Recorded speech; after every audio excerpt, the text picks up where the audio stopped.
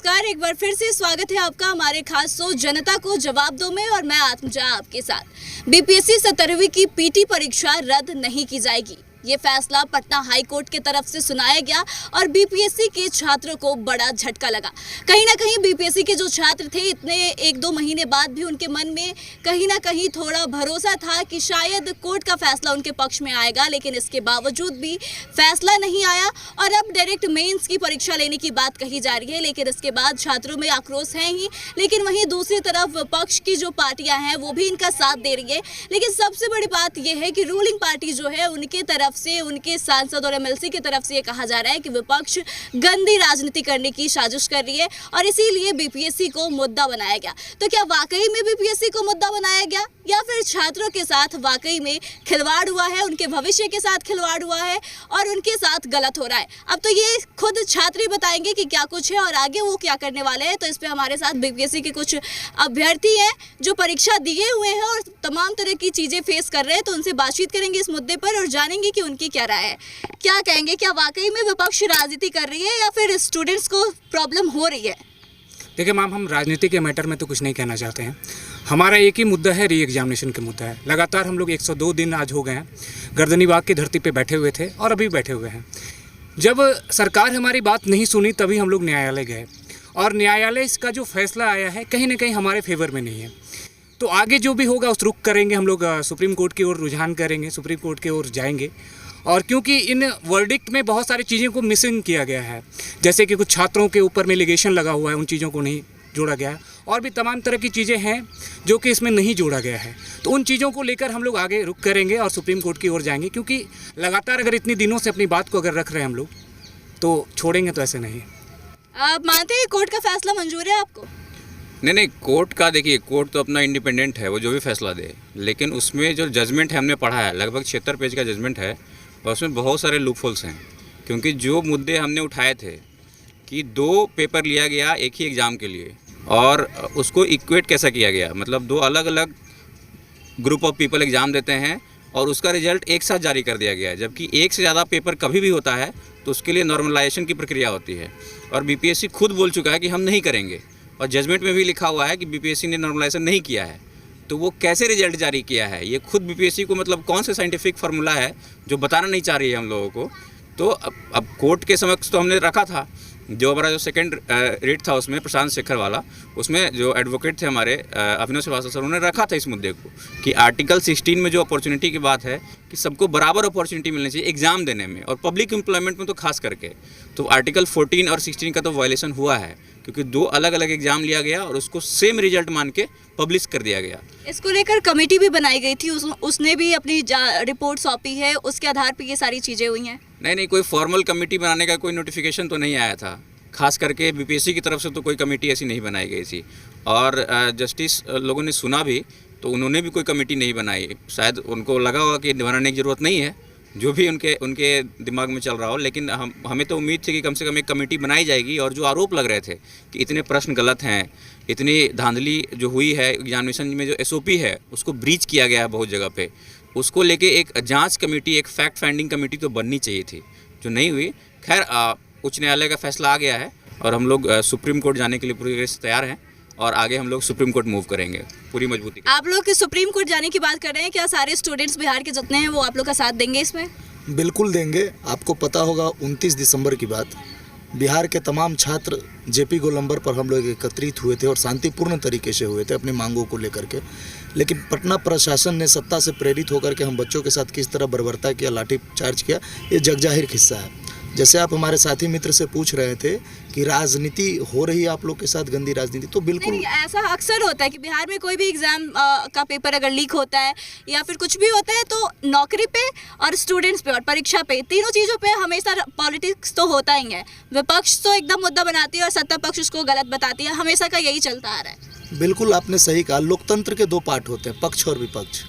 जिस बात को पक्ष को सुनना चाहिए वो बात पक्ष सुनती नहीं है। हम लोग आज 102 दिनों से, जैसा कहा हमारे दोस्त ने कि 102 दिनों से हम गर्दनी बाग में बैठे हुए हैं अपनी मांगों को लेकर के, लेकिन सत्ता पक्ष के नुमाइंदगार एक भी व्यक्ति, चाहे वो सरकार में बैठे हुए जितनी भी रूलिंग पार्टियां हैं, गठबंधन की, एनडीए सरकार की, कोई भी हमसे मिलने नहीं आई।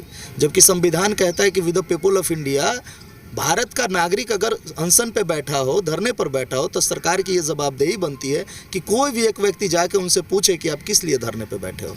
हम लोग प्रेस कॉन्फ्रेंस बजाबते के साथ किए थे और कहे थे कि माननीय नीतीश कुमार आकर के हमसे बस एक बार मिल ले, हमें धरने की आवश्यकता नहीं। वो कह दे कि पेपर लीक नहीं हुई है, सारी जवाबदेही हम लेते हैं, बच्चों को जो है हम फिर से जो है अच्छी शिक्षा मुहैया कराएंगे और अच्छे तरीके से आगे के एग्ज़ाम पर जो है हम फोकस करेंगे। लेकिन ऐसा कुछ नहीं हुआ, कोई भी नेता प्रतिनिधि नहीं आया। अगर विपक्ष है, राजनीति अगर है, लोकतंत्र है, तो राजनीति कौन करेगा? विपक्ष नहीं करेगा। विपक्ष का सवाल है, विपक्ष का ये काम है कि सरकार में बैठे लोगों से जनता का सवाल पूछना। आज आप गर्दनी बाग में चले जाइए, 18 तारीख से लेकर के 28 मार्च तक सेशन चल रहा था बिहार विधानसभा का। बिहार का ऐसा कोई भी वर्ग नहीं था जो धरने पर नहीं था। और मैं सिर्फ ये कहना चाहता हूँ कि हम छात्र के लिए आज कहाँ बात होता है, कहीं भी नहीं होता है। हम छात्र, हम पे देखिए, मुझ पे जो है 5 थानाओं में FIR है। एक थाना में मुझ पे, सचिवालय थाना में सिर्फ मुझे बेल मिली है। आज भी गांधी मैदान थाने में FIR है। मैं बेऊर जेल भेजा जा चुका हूँ। 29 तारीख को कपड़े फाड़ करके मुझे मारा गया। मैं मानसिक रूप से आज भी प्रताड़ित हूँ। इस तरह से बच्चों के तरफ साथ होगा तो कैसे बच्चे जो है सिविल सर्विसेज के। आप लोग को नहीं लगता कि जो स्टूडेंट आवाज़ उठाते हैं, जो अगेंस्ट सरकार के बोलते हैं, उन पे कहीं ना कहीं कार्रवाई करके उनकी आवाज़ दबाई जाती है, और जो सबका साथ सबका विकास की बात बीजेपी करती है या फिर JDU करती है, कहीं से बस वो बातें ही रह जाती हैं? जी, इसमें कोई शक नहीं है। देखेंगे आप नीतीश कुमार का जो 7 निश्चय रहा है, उसमें युवा जो है वो प्राइमरी है, वो युवा वहाँ पे। और जो 4 जाति की बात जो आदरणीय मोदी साहब करते हैं, 4 जाति में सबसे बड़ी जाति युवा है। और बिहार जो है 6 करोड़ युवाओं का, बिहार जो है 6 करोड़ युवाओं का राज्य है। तो देखिए, होता क्या है कि यूथ जो है, यूथ जब सत्ता निरंकुश होती है, जब संवैधानिक अधिकारों का हनन होता है, तो यूथ ही प्रोटेस्ट करता है। क्योंकि यूथ के अंदर वो स्पिरिट होता है, कुछ कर गुजरने की वो उस तरह की क्षमताएँ होती है, और एक जो है सकारात्मक सोच रहता है युवाओं के पास। लेकिन आप जहाँ भी देखेंगे, बिहार जो है प्रोटेस्ट के मामले में 2 नंबर पे आता है केरल के बाद। और लेकिन लाठी चार्ज में जो है बिहार 1 नंबर पे आता है। तो युवाओं के मुद्दों को जब भी युवा सड़क पे उतरते हैं, अपनी मांगों को उठाते हैं, तो आप लगातार देखेंगे कि छात्र यहाँ पिटते रहते हैं। हो क्या रहा है कि इनको लगता है जैसे हमारी ही बातों को कभी नहीं सुना गया। और जो कम्प्लीटली BPSC में स्ट्रक्चर फेल्योर का भी इशू है। स्ट्रक्चर फेलियर इसलिए है कि बिहार, खास करके BPSC जो है पेपर लीक का एपिक सेंटर है। बताइए कि 62 से ज़्यादा क्वेश्चन जो है ट्रांसलेशन एरर है। अभी कर्नाटका में PCS में हुआ क्या कि एक क्वेश्चन में सिर्फ ट्रांसलेशन एरर आया और पूरा का पूरा PCS एग्जामिनेशन कैंसिल हो गया। तो छात्रों का, युवाओं का बात इसलिए सरकार नहीं सुनती है क्योंकि जो सरकार है यहाँ पे, जो नीतीश कुमार, आदरणीय नीतीश कुमार जी हैं, वो खुद जो है छात्र आंदोलन की उपज हैं। और उनको पता है कि यूथ के अंदर का क्या पावर होता है, क्या प्रोसेशन होता है। अगर यूथ उसी आधार से ये लोग निकले हुए हैं, जितने भी राजनीतिक लोग हैं, उनको लगता है कि कहीं जो है ये हमारा अल्टरनेटिव ना बन जाए यहाँ पे।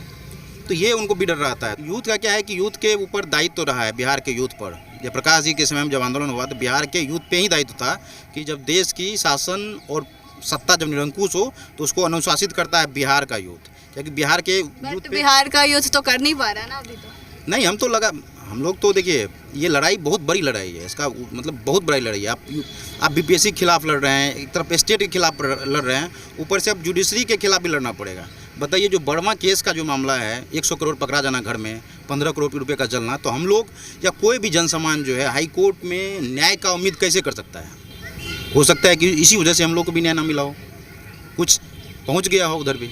कि अभ्यर्थियों में कितना दर्द भरा हुआ है और कितनी प्रॉब्लम्स इन्होंने फेस की है। जहां तक विपक्ष की बात है, जो कि बड़ा एलिगेशन लगाया गया है रूलिंग पार्टी की तरफ से, JDU के एक नेता ने जो कहा है कि विपक्ष इस्तेमाल कर रही है ऐसे स्टूडेंट्स का और जानबूझ के मुद्दा बनाया गया है, उसका भी जवाब यहाँ पे हमने बड़े ही अच्छे से सुना। साफ कहना है कि सत्ता पक्ष से कोई आकर अगर बात किया होता, किसी ने अगर प्रॉब्लम जानने की कोशिश की होती, तब उनके पास हक था कि वो ये इल्ज़ाम लगा सकते थे कि बच्चे जो हैं वो विपक्ष के कहे गए रास्ते पे चल रहे हैं या उनके दिखाए रास्ते पे चल रहे हैं। वहीं दूसरी तरफ छात्रों का ये भी कहना है कि ये जो हाई कोर्ट का फैसला आया है उससे ये सेटिस्फाइड नहीं है, तो इसको लेकर यह सुप्रीम कोर्ट भी जाएंगे और इन्हें भरोसा है कि इन्हें न्याय मिलेगा। तो देखिए इस मामले में आगे और क्या कुछ होता है, लेकिन आपका इस पे क्या ओपिनियन है। और बिहार में केवल BPSC ही नहीं, तमाम परीक्षाएं जो होती हैं, इवन बोर्ड्स एग्जाम भी जो होते हैं, उसमें भी कई तरह की धांधली देखने को मिलती है। इन तमाम मुद्दों पर आपकी क्या राय है, आप कमेंट करके जरूर बताएं।